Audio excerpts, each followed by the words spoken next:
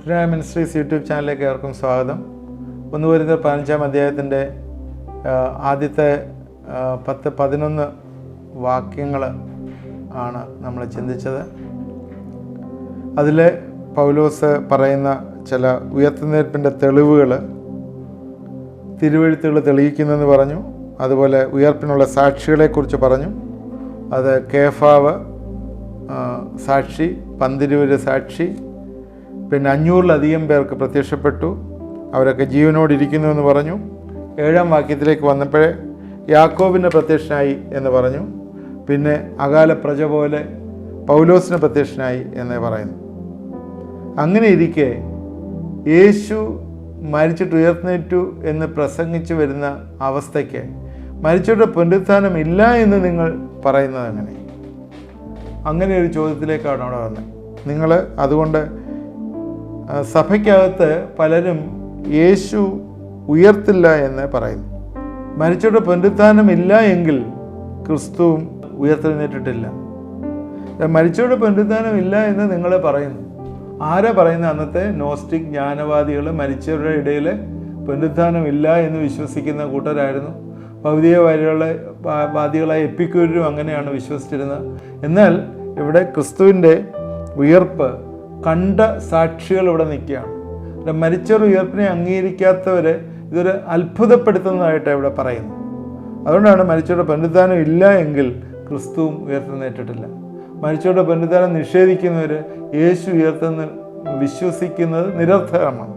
അതുകൊണ്ടാണ് അങ്ങനെ സ്പെസിഫിക് ആയിട്ട് പറഞ്ഞത് ക്രിസ്തു ഉയർത്തെഴുന്നേറ്റിട്ടില്ല. വീണ്ടും 14-ാം വാക്യത്തിലേക്ക് വരുമ്പോഴേ ക്രിസ്തു ഉയർത്തില്ലെങ്കിൽ ഞങ്ങളുടെ പ്രസംഗവും നിങ്ങളുടെ വിശ്വാസവും വ്യർത്ഥമാണ്.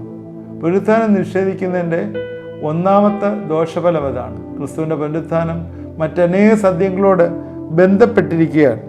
അത് ഇഷ്ടാനുസരണം സ്വീകരിക്കുകയോ നിഷേധിക്കുകയോ ചെയ്യാം, മിഥ്യയായിട്ടുള്ള കാര്യങ്ങൾ.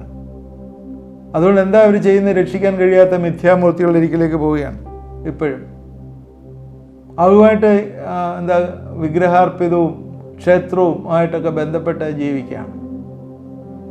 മിഥ്യയായിട്ടുള്ള ഒരുപാട് കാര്യങ്ങളുണ്ട്. ലോകത്തിൽ ഇന്ന് ഒരുപാട് കാര്യങ്ങൾ മിഥ്യയായിട്ടുണ്ട് ബൈബിൾ പ്രകാരം. ഒരുപാട്, ഞാൻ അതിലേക്കൊന്നും പോകുന്നില്ല. മനുഷ്യൻ്റെ സഹായം വ്യർത്ഥമാണെന്ന് പറയുന്നുണ്ട്. യഹോവയെ കൂടാതെ പണിയുന്നത് വ്യർത്ഥമാണെന്ന് പറയുന്നുണ്ട്. നിങ്ങളുടെ കഠിന പ്രയത്നം വ്യർത്ഥം. ഇതുപോലെ ഒത്തിരി കാര്യങ്ങളുണ്ട്. ലോകജ്ഞാനിയുടെ വിചാരങ്ങൾ വ്യർത്ഥമെന്ന് പറയുന്നു.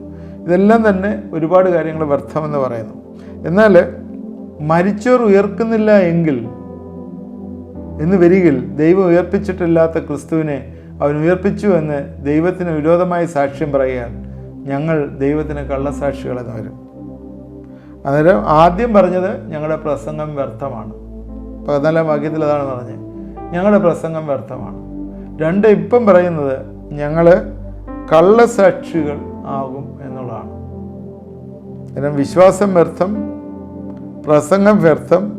17-ാം വാക്യത്തിലെ വിശ്വാസവും വ്യർത്ഥം, കള്ളസാക്ഷികൾ ആകും. ക്രിസ്തു ഉയർത്തലിനായി ഞങ്ങളുടെ വിശ്വാസം വ്യർത്ഥം. ഇന്നും ഞങ്ങൾ പാപങ്ങളിലിരിക്കുന്നു. ക്രിസ്തു നിദ്ര കൊണ്ടവരിൽ മരിച്ചുപോയി.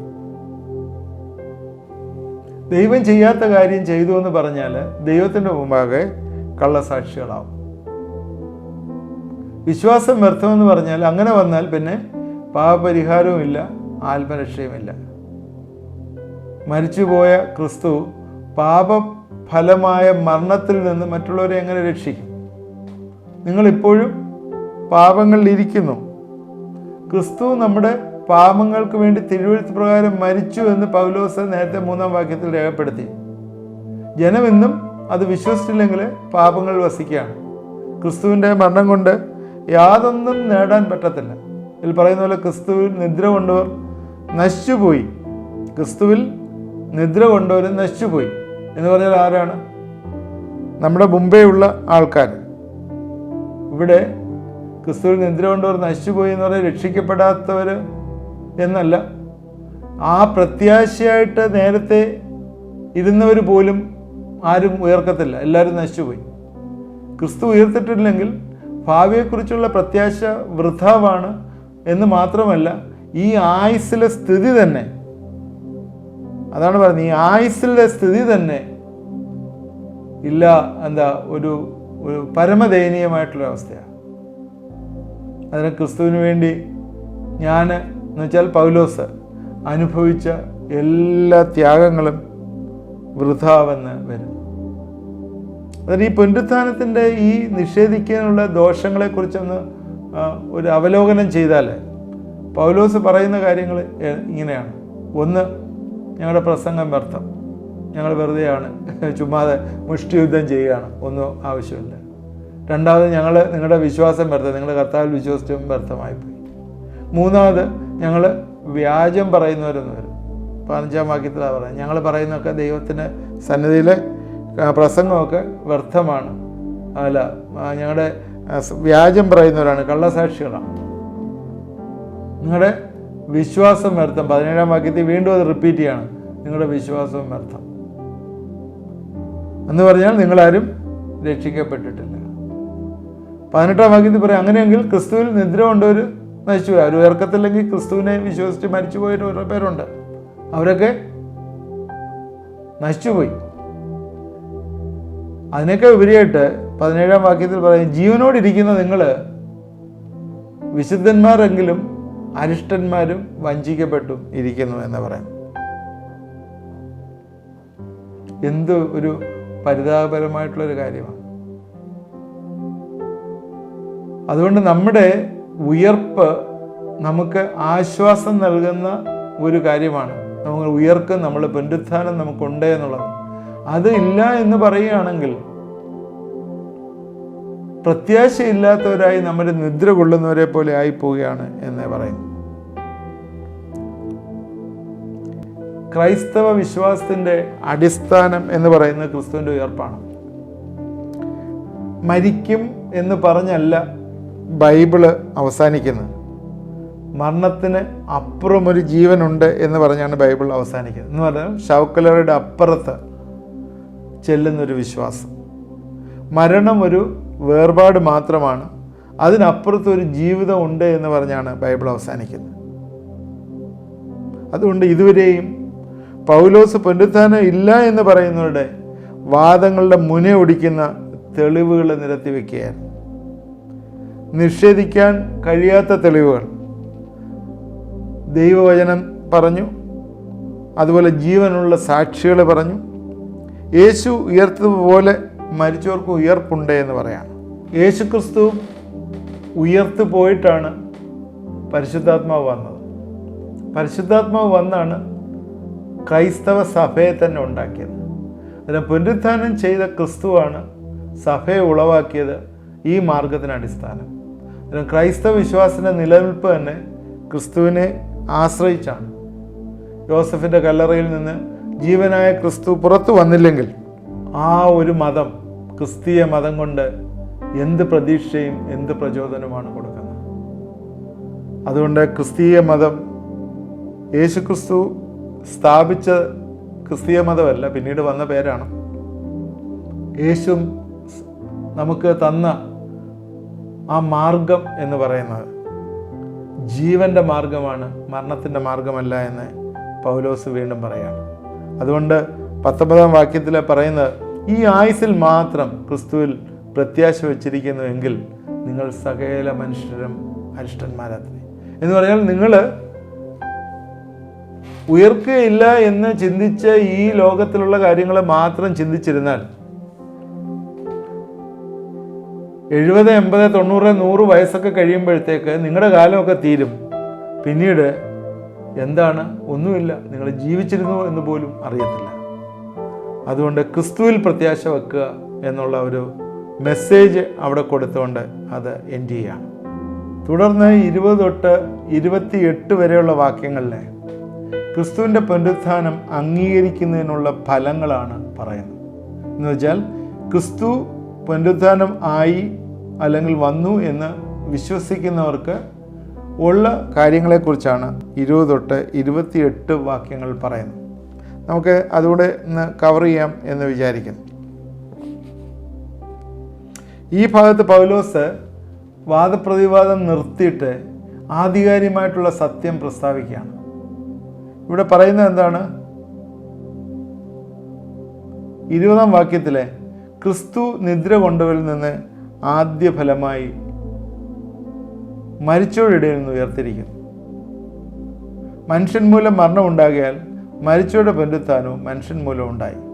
ആദാമിൽ എല്ലാവരും മരിക്കുന്ന പോലെ ക്രിസ്തുവിൽ എല്ലാവരും ജീവിക്കപ്പെടും എന്ന് പറഞ്ഞ് തുർമാനമായിട്ട് പറയാം. അപ്പോഴിവിടെ പൗലോസ് ഒരു വിജയധ്വനി തന്നെ ഇവിടെ മുഴക്കുകയാണ്. എന്താണ്? ഉയർത്തിരിക്കുന്നു, ഉയർത്തെഴുന്നേറ്റ കർത്താവ് ഉയർത്തിരിക്കുന്നു എന്നേ പറയുന്നു. എന്ന് പറഞ്ഞാൽ ആദ്യ ഫലമായി ഉയർത്തെഴുന്നേറ്റു. ഈ ഉയർപ്പിനെ കുറിച്ച് ഞാൻ എപ്പിസോഡുകൾ നേരത്തെ ചെയ്തിട്ടുണ്ട്.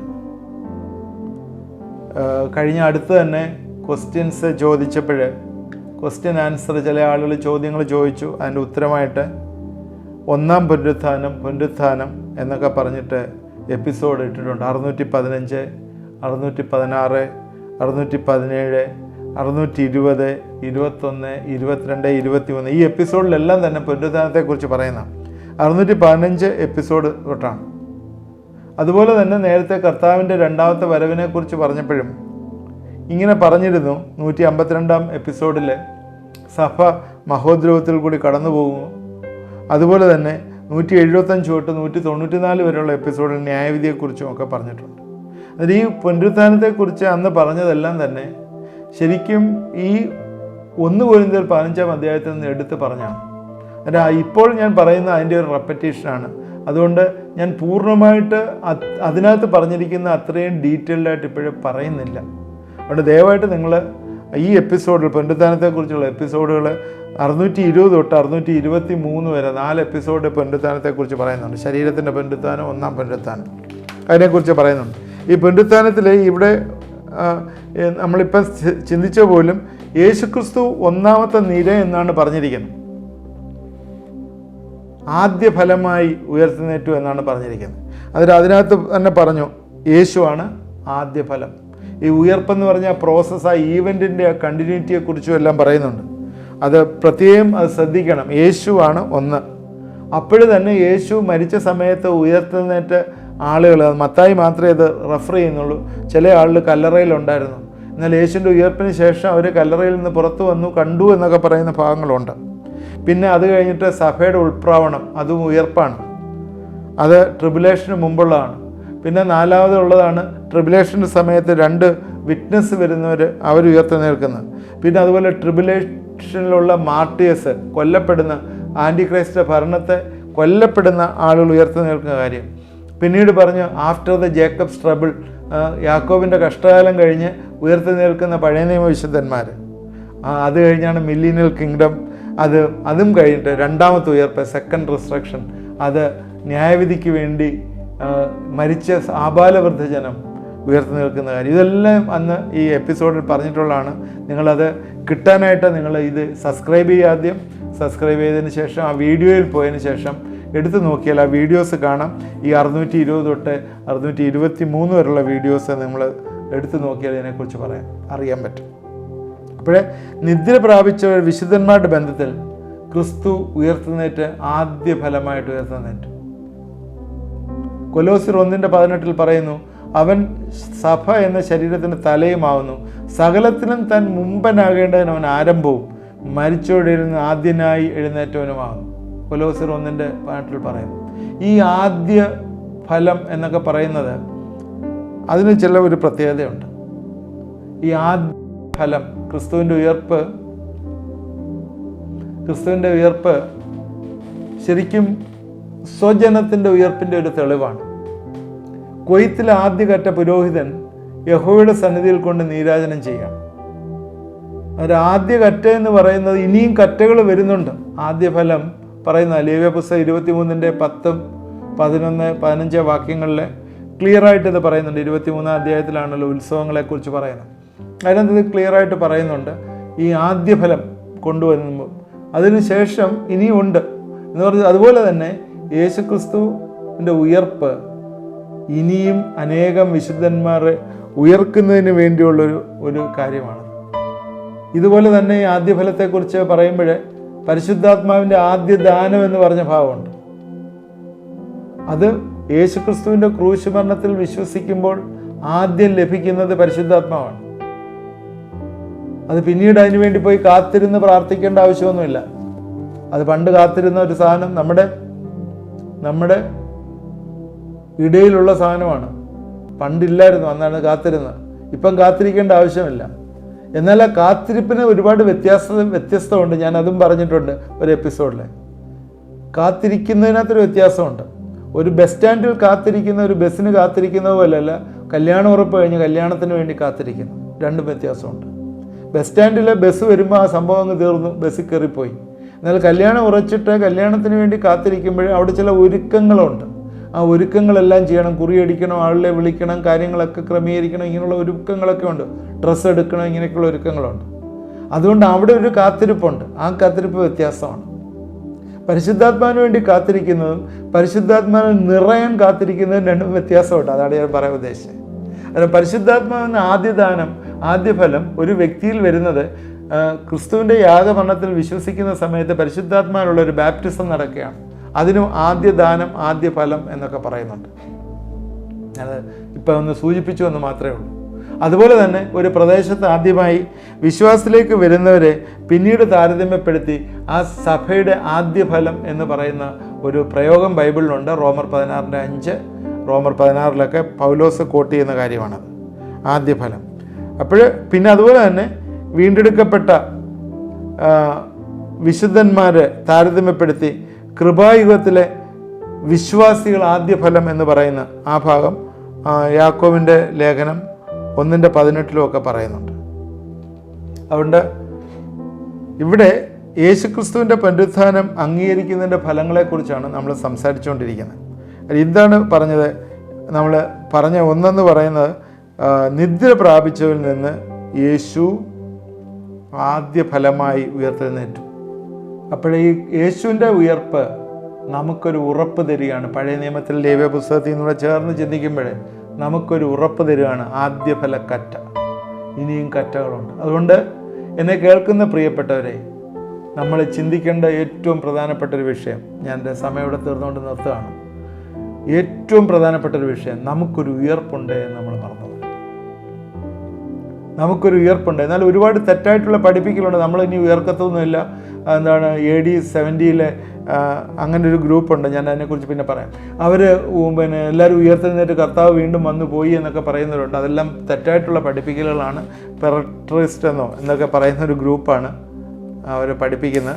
അതിന് അങ്ങനെയുള്ള ഒരു പഠിപ്പിക്കലുണ്ട്. അത് തെറ്റായിട്ടുള്ളൊരു കാര്യമാണ്.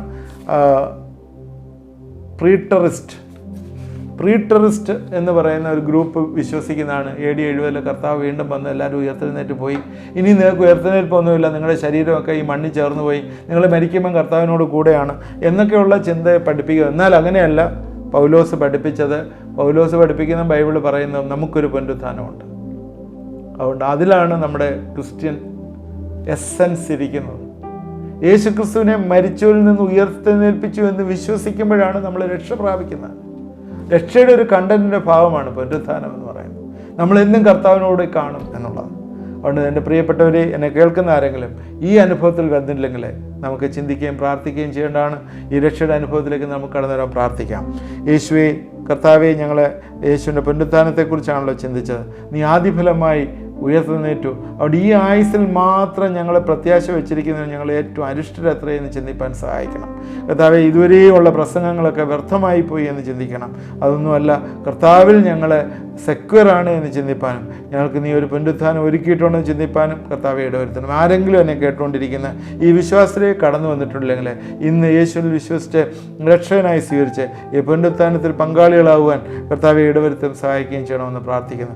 രോഗികളായി പ്രയാസങ്ങളിരിക്കുന്നവരെ ഞങ്ങൾ ഏൽപ്പിച്ച് പ്രാർത്ഥിക്കുന്നു. നീ അവരെ സൗഖ്യമാക്കണം, അവരെ വിടുവിക്കണമേ എന്ന് പ്രാർത്ഥിക്കുന്നു. ഹൃദയത്തിൻ്റെ വാൽവിന് തകരാറായിരിക്കുന്നവരെ, ഹൃദയത്തിലെ ബ്ലോക്കായിരിക്കുന്നവരെ യേശുവിൻ്റെ നാമത്തിൽ ഇന്ന് സൗഖ്യം വന്നു ചേരട്ടെ എന്ന് പ്രാർത്ഥിക്കുന്നു. കല്യാണം നടക്കാതെ ഒരുപാട് ദീർഘിച്ചിരിക്കുന്ന ചില വ്യക്തികൾ പ്രാർത്ഥിക്കുന്നു, കർത്താവെ അറിയാത്ത വഴികളിൽ നിന്ന് കല്യാണമൊക്കെ ഈ ദിവസങ്ങളിൽ നടക്കട്ടെ എന്ന് പ്രാർത്ഥിക്കുന്നു. അറിയാത്ത വഴികളിൽ നിന്ന് വലിയ ഒരു ക്രിയേറ്റീവായിട്ട് കർത്താവെ നീ ചില കാര്യങ്ങൾ ആ ഭവനത്തിൽ ചെയ്യട്ടെ എന്ന് പ്രാർത്ഥിക്കുന്നു. അന്ധകാരത്തിലിരിക്കുന്ന ചില ഭവനങ്ങളെ യേശുവിൻ്റെ നാമത്തിൽ നിന്ന് റിലീസ് ചെയ്യപ്പെടുന്നു. മദ്യപാനത്തിൻ്റെ എല്ലാ കെട്ടുകളിൽ നിന്നും ആ കുടുംബത്തെ നീ മാറ്റുകയും സഹായിക്കുകയും ചെയ്യണമെന്ന് പ്രാർത്ഥിക്കുന്നു. എൻ്റെ കരങ്ങളിലേക്ക് ഏൽപ്പിക്കുന്നു കർത്താവെ. ഒരുപാട് പ്രാർത്ഥനാ വിഷയങ്ങൾ നീ കാണിച്ചു തരുന്നു. ദൈവമേ, പ്രാർത്ഥിക്കുമ്പോൾ അതിന് ഉത്തരം തരികയും സഹായിക്കുകയും ചെയ്യുന്നു. ഓർത്ത് സ്തോത്രം. നന്ദി യേശുവേ, നന്ദി. കരങ്ങളിലേക്ക് ഏൽപ്പിക്കുന്നു. യേശു ക്രിസ്തുവിൻ്റെ നാമത്തിൽ പ്രാർത്ഥിക്കുന്നു, കേൾക്കണമേ. ആമേൻ. ഇത് തുടർമാനമായി വാച്ച് ചെയ്യുക. ഈ പുനരുത്ഥാനത്തെക്കുറിച്ചും ബാക്കിയുള്ള എപ്പിസോഡുകൾ ഞാൻ പറഞ്ഞല്ലോ, അത് നിങ്ങൾ കാണാനായിട്ട് ശ്രമിക്കുക. നിങ്ങൾക്ക് പൂർണ്ണമായിട്ടുള്ള ഒരു ക്ലിയർ ആയിട്ടൊരു പിക്ചർ കിട്ടും.